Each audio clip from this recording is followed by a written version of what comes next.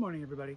I thought I would talk about some mental health stuff and Zen practice and be a little vulnerable with you because it's March, which is Mental Health Awareness Month, and because I had some people at the Thursday evening program at the Zen Center, which is geared towards new people, ask me some questions about this, and I've gotten some writing questions on the channel, and so I just thought I would talk about mental health stuff and practice. And the title of this video is kind of an inside joke between my teacher and I, Rainbows and Unicorns, because several years ago I went to my teacher and said, I don't feel like a very compassionate person. And she kind of laughed at me and she said, well, you spend your whole life taking care of at-risk and neurodivergent students and people at the Zendo, like your whole life is taking care of people. And I said, well, yeah, but sometimes I'm grumpy about it. And she kind of laughed at me and she said, you know, compassion is as much or more what you do as opposed to just how you feel. And the struggle I'd been having is that I didn't feel the way I imagined compassion was supposed to feel, so I felt like I must be kind of failing in some way. And so when she explained that to me, compassion being an action and not just a feeling, it was really helpful.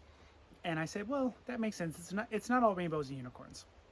And that sense of it's not all rainbows and unicorns is what I want to talk to you about today. I think people get this idea that they're going to practice meditation and maybe have a special experience or two, and then not only will all of your problems go away, but all of your kind of inherent issues and past experiences and possibly trauma that you carry are going to go away as well. And it's not really how it works. Trauma and hard things, they reside kind of in your body and in your bones. And while meditation can really help you get to know those things and see through them and past them, that doesn't mean that they kind of like magically go away. And so the example personally that I'm going to give you, being a little vulnerable, is that since I was about 7 when I first really was struck with my own idea of mortality, that I was going to die, there has been kind of a pretty significant urge or thought process of self-unaliving. We call this passive ideation. And it's not that I am seeking to do this or have a plan, but sometimes this thought pops up that it would just be better if, right? And this is something that I dealt with as a child and as a teenager, in my young adulthood, and into now my middle or late adulthood. And these thoughts come across with different levels of frequency and different levels of intensity, but it is very likely something that I'm going to deal with until I die, right? And meditation has allowed me to see kind of through that. And so when this passive ideation rises up, I can look at it and go, well, what's going on below that? What's below that story? And it's just, without the commentary, it's, oh, I'm experiencing overwhelm or pain or sadness. And then the brain is kind of like manufacturing like this story. And so I'm able to relate to these uncomfortable thoughts that have a tendency to arise in a new way, rather than being tortured by them or considering acting upon them or creating a story about them. And so this is an example I'm using to express that people have these kind of genetic or personal history kleshas, or what we call them in Buddhism, but tendencies that, depending on how extreme and stuck they are, you might deal with your whole life, even with extremely real and immediate experiences of oneness or interconnection or empty of inherent existence, or whatever you want to call it. As I've said in other videos, and as Dogen says, the person is not destroyed by realization. And that's the person that you are. The person that you are is not destroyed by any level of realization or enlightenment experience, or whatever you want to call it. And so I think if you don't understand this, especially if you are practicing and you are still dealing with uncomfortable emotions or feelings, there can be a few different tendencies. One is to try to deny them and be like, well, I'm so spiritual, I shouldn't have these things.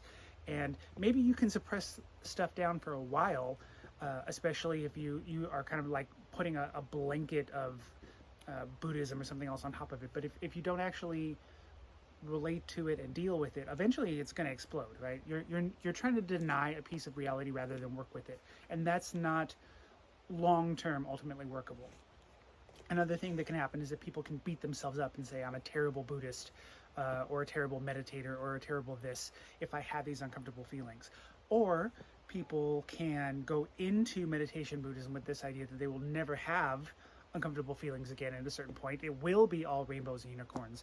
And then when that reality doesn't match their expectations, they can become discouraged and quit. And none of these things are super helpful when you want to have Buddhism and meditation as a core component of your life.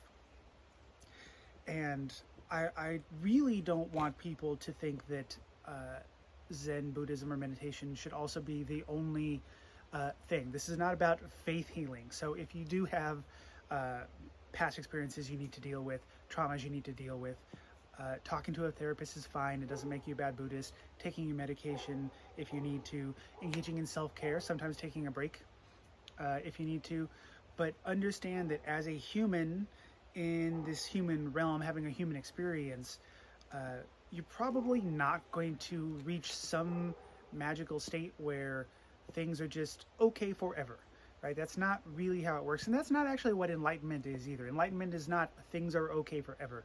Enlightenment is seeing things as they actually are. And that could include your kleshas or your neuroses or anything else. You know, like I said in the ego death video, you are not a problem. And so you having issues you need to work on, possibly issues that will stick with you your whole life, are not a problem. They are just part of who and what you are as you're working through this world. And so I'm going to leave you with a story about the Buddha, because I'm going to give a lecture next week at the Zendo, and this is a story I'm going to incorporate, and I really like it. And so this story is that Buddha and his cousin Ananda are going about their day, and they find a monk who's sick with dysentery. And dysentery is the polite word for uncontrolled diarrhea. And this monk has so much dysentery, he is laying in his room, unable to get up in his own filth. And the Buddha and Ananda find him, and they're like, well, this guy needs help. And so they pick him up, and they bathe him, and they wash his clothes, and they wash his bedding, and they scrub his floor, and they're hanging the robes kind of over the banister to dry when the other monks come in, and they're like, oh, this guy's really sick, we should help. And it's a great example of compassion, but it's also a great example of realness. I don't want us in this moment to think about the Buddha as some like golden shining being with a beatific smile floating above everything. I want you to think of the Buddha with shit on his hands, because that's what he's doing. He is scrubbing somebody who has become so weak from diarrhea that they can't get up, which means themselves, their bedding, their clothing is soiled. And he doesn't turn away from it. He deals with it, and he does what needs to be done.